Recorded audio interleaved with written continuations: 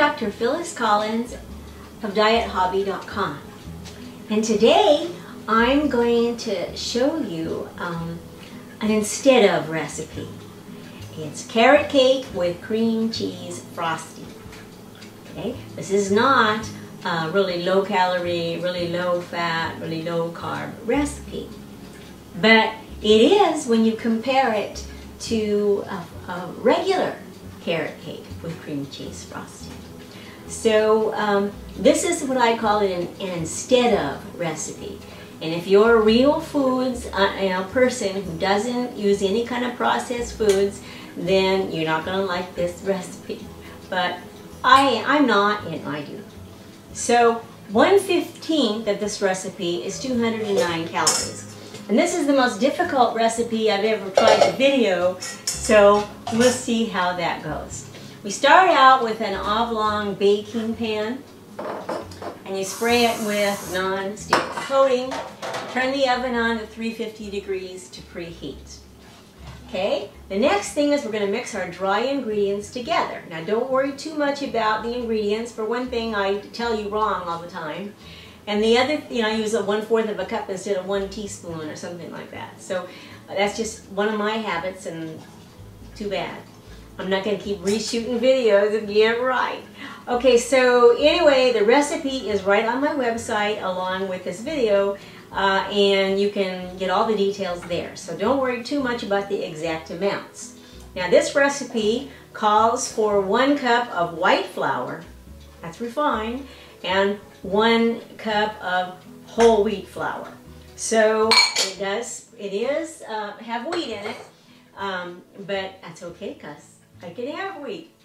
Okay, then we call for 2 teaspoons of baking soda and 1 teaspoon of baking powder. I put like about a 1/4 cup of salt, a 1/4 cup of nutmeg, and about a 1/2 cup, see, not a cup, it's a little cup, but it's a teaspoon, and about a 1/2 teaspoon of cinnamon. Okay, and then I stir these things together with a whisk to get them all kind of blended together. And then I add 1/3 of a cup of chopped walnuts. And these are my dry ingredients for my carrot cake. Okay, now I'm just going to set them aside for right now and get my other bowl for the liquid ingredients. Okay, so we're going to start out with prune puree, and they use that instead to reduce the fat. And the prune, you can buy prune puree as baby food. They have it in little jars. It's like 2.5 ounce jars, a little jar of baby food. Or also, they have it in these little other containers. So if you look for them in the baby food section and you want prunes.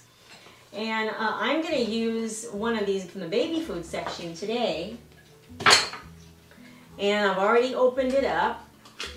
And I'm going to take the plastic foil off. And I'm going to just pour this prune puree in here, because that gives, that somehow it's like applesauce in that it kind of gives the consistency, a better consistency, with less fat. A similar consistency with less fat. But then I also am doing a 1/4 cup of canola oil. Now you can use some other, you know what I just did? I just poured in my 3 egg whites instead of my oil. Because I pre-measured them out, but that's okay.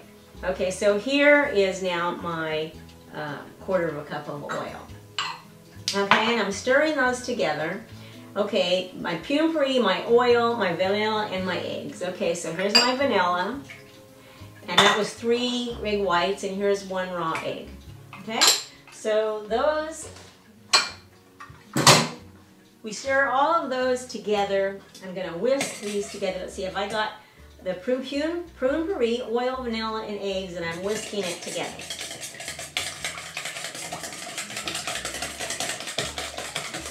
Actually, I would have been better off to put it in a magic bullet. I wonder if I can, if it's too much to do it now. Since I was going to whisk up my eggs first. Well, let's see. Alright. Because I meant to whisk up my eggs. I mean the magic bullet. Good enough. Okay, that was a quick step. That saved me some time. Alright. Now. Okay, this is all whisked up. Okay, now I'm going to add buttermilk and Splenda. And 3/4 of buttermilk. But I don't just happen to have buttermilk around all the time. So what I do for buttermilk is I buy this, in the baking section it's buttermilk blend.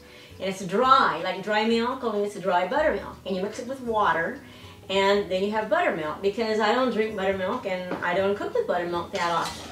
So here I've got 3/4 of a cup of buttermilk, and I'm pouring in this mix. Now the next thing I'm going to do is I'm going to add my Splenda, because carrot cake is sweet, and this is 1½ cups of granulated Splenda. And I'm whisking that up. It's almost Easter. Carrot cake is a really traditional Easter cake. I don't know why Easter bunny. I mean, it doesn't make sense. But anyway, uses eggs and uses carrots. And I like it a lot. Okay, so now that I've got that together, now I'm going to stir in crushed pineapple. Now, actually what I did was I opened the pineapple chunks by mistake.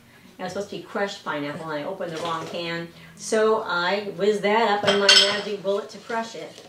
Okay, so that's crushed up. And then I have 1½ cups of carrots. And I'm mixing my carrots up. Let me clear off some of this debris. So now I'm stirring my carrots in here. Okay. So now I've got the carrots in, and I'm going to add the flour mixture and stir that together to make a batter. So here's my flour mixture, and I'm going to stir that in to make my cake batter.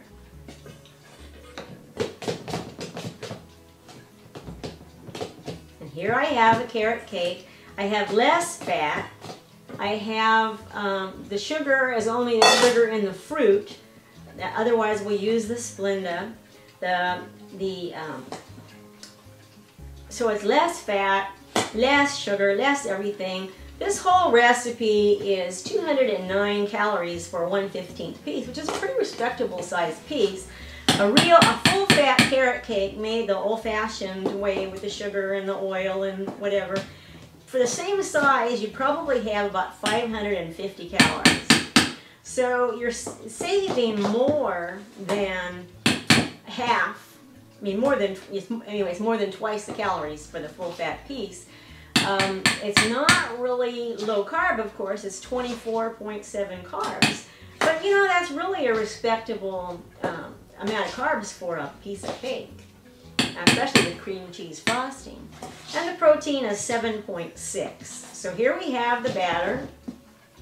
I'm going to pour it into the pan. I hope you can see it as I pour it in. See, it looks like cake batter. And we're going to have, I've made this before quite a few times. It's one of my special treats, and I really like it. Well, I can't honestly say I like it better than every carrot cake I've ever had, but I like it better than a lot of carrot cakes that I buy. And it makes me feel better. It makes my body feel better. I feel better and lighter when I eat it. The ingredients, although they are processed, the ingredients make me feel better than the other more processed. Okay, so now I'm putting this in the oven. I'm going to put it in 350 for 25 to 30 minutes until it's done. And then we'll come back and show it to you then, and we'll ice it.